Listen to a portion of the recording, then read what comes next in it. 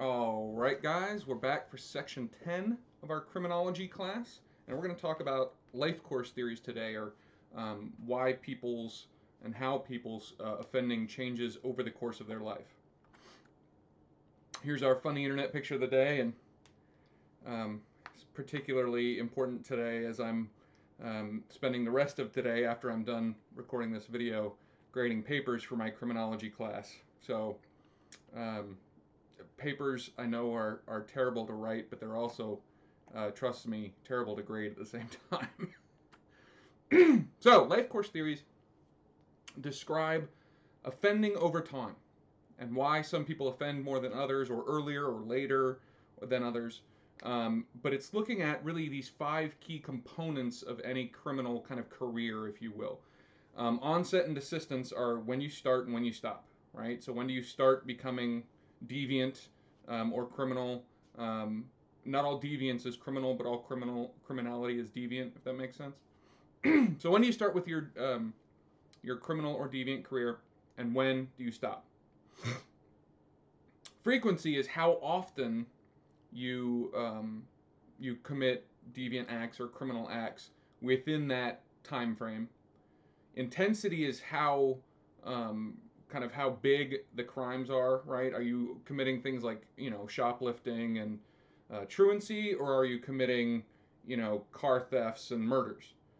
And then there's the duration, which might seem like onset and desistance, when you begin and when you end, and duration are kind of the same thing. But you can talk about not only the onset and desistance or duration of your entire deviant or criminal career, but say certain phases of your criminal career. Like, at what point do you get into violent crime, right? What causes the onset of violent crime, and how long does that violent criminal career last, compared to, say, your entire criminal career? How long did your property crime career, when did it start, when did it end, things like that. So there's different kind of phases or sorts based on these 5 things, and we can talk about how old are you when you start, how old are you when you stop, how old are you when you kind of graduate from small crime to felonies, how often do you commit these, all these things are very important when talking about any criminal career. So one thing that kind of all criminologists agree on, one thing that all the data shows, and this is a fairly rare thing in criminal justice, there's most factors in human kind of society are so, you can find great papers that show one thing, and then you can find great papers that show the exact opposite.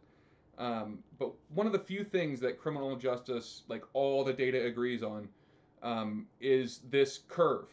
And as you can see above me, that's the age crime curve. Okay, this one's specifically violent crime, and it's showing 3 different years. But notice that it's basically the same shape. The amplitude changes over time, but the shape really doesn't. Criminal careers start in the early to mid-teens. They peak in your late teens, early 20s, and then they go down and down and down and down over the course of a lifetime. And this is found time after time after time. And again, the amplitude can change over time, but the shape stays the same. So why? We don't know, and that's kind of the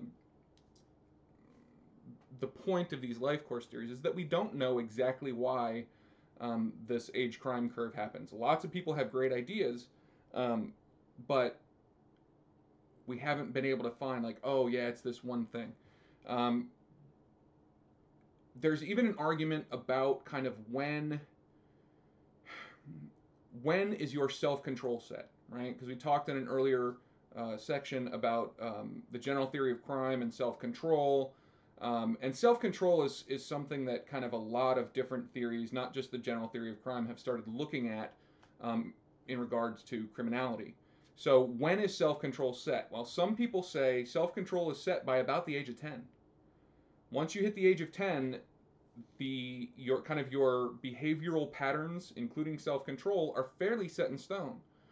There are other people, though, who say that you can change them after the age of 10. It just might be harder, more difficult, require different interventions, but it is possible. So looking at these shapes, um, a lot of that is about how, especially in your teens, you have this kind of lack of self-control, this lack of ability to govern everything from emotion to hormones to all these things. Um, but the earlier you start your criminal career, um, that is the best way we can predict at how severe your criminal career is going to be. So the problem is theorists can't kind of decide on what constitutes early.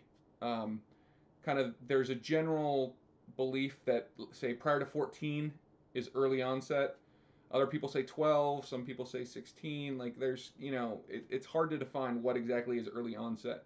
But there is a lot of research to show that no matter how you define it, early onset, how old you are when you start your deviant or criminal career, um, is very very predictive of how severe that criminal career is going to be. So if I start my criminal career at 10, there's a much higher likelihood I'm going to be a serious offender later in life than if I start a criminal career at 16 or 17 or 18, right?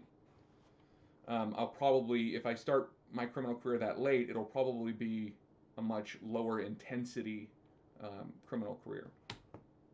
So Sampson and Laub. Sampson and Laub, they kind of looked at this life course issue, and their kind of contribution and their focus was on life events, major life events, and how those can either increase your likelihood of escalation of a criminal career or de-escalate your criminal career. So positive life changes will decrease your propensity for a criminal career or decrease the intensity of an already existing criminal career, while as negative life events have a tendency to increase both the intensity or frequency of those criminal deviant actions, right? So if you're at a young age and your parents die, one of your parents dies, or your parents get divorced, that will increase your propensity for a criminal career. On the other hand, if I'm 19, 20, 21 years old and I get married, or I have my own child, that actually reduces a criminal career, right? So if I get a job, if I, join the military, these kind of major life changes can be very good things at reducing either the intensity or the frequency, or both, of my kind of criminal actions, right? So Sampson and Laub, they talk about these events, these life changes, and how we need to look at the life course of the criminal in relation to these other major events, right? And we need to look at how and why these different events either increase or decrease the frequency and intensity of criminal offending. Moffitt. So Moffitt, he kind of looks at the kind of what is normal among youth, right? Say from 10 to 20. And Moffitt found that really there's kind of three groups of people. There's the non-offenders, who are extremely rare, right? I mean, can anybody out there watching this really say they've never committed any kind of deviant or criminal act, right? Now, most of us are what's called adolescent limited offenders, which means in adolescence we did some things we're probably not very proud of, but it stayed in our adolescence, right? And this can be anything from, skipping school, to smoking cigarettes before you're 18, or drinking alcohol before you're 21. Little minor stuff like that, right? And we all kind of have those things that we've done that we did back then, and hopefully we didn't get caught, or if we did get caught, hopefully we were punished and learned our lesson. But that's kind of normal. That's the vast majority of us. We're these adolescent limited offenders, where we did things in those teenage years, but then once we grew out of being a teenager, we stopped, at least mostly, right? And now we're normal, law-abiding, tax-paying citizens. But about 4 to 8% of the people that Moffitt looked at were what what he called the life course persistent offenders, i.e., the people that have these long criminal careers. And it's not necessarily their entire lives, but it's a much more serious, long-term criminal kind of career, if that makes sense. These are the people who are committing most of the violent crime. They're committing most of the major crimes. They're the ones that that have these long duration, high intensity, high frequency criminal careers. Whereas the adolescent limited offenders, you can barely even call it a criminal career, right? It's only for a few years, very short duration, usually low intensity, and then they kind of grow out of it. Life course persistent offenders, they either don't grow out of it or they grow out of it way later in life, higher intensity, higher frequency. And Moffitt kind of looked at the interaction effect between two different causes. And what an interaction effect means is essentially the whole is larger than the sum of the parts, right? So you have variable A and variable B, and if one or the other is present, it's really not that big of an effect. But if both are present, it's a huge effect, right? And the two variables that Moffitt looked at were the environment, i.e. your social environment. Did you grow up poor or rich? Did you have both parents in the house? You know, these other kind of sociological influences. And then there's the neurological problems, which brings us back to the biological theories of an earlier section, right? Hormone imbalance or genetic problems what was it called? The desire for stimulus hunger. I think that's what it was called. But when those two are both present, that is the best way to predict whether somebody is going to be a life course persistent offender. If one or the other is present, it's not a very good predictor. But when both are present, it's again, the whole is more than the sum of the parts, if that makes sense. So finally, what does this mean regarding policy? Well, it means that we need to intervene earlier. Definitely before the age of 10. It means that we need to have probably universal preschool, and that preschools and elementary schools need to teach things like self-control, teach things like conflict resolution, teach things like how to deal with emotion and how to process and have those good coping mechanisms that people need if they're going to prevent themselves from kind of lashing out to these larger problems, right? Also means we need to have better health care, especially for pregnant women and children. We need to make sure that they get health care interventions, especially if they're drug users or have some kind of behavioral issue themselves.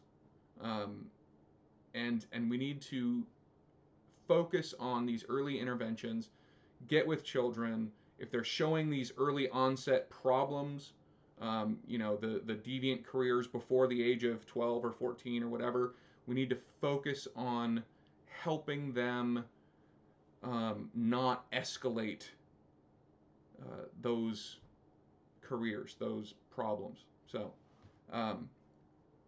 anyway, that's it for section 10. I will see you guys next time.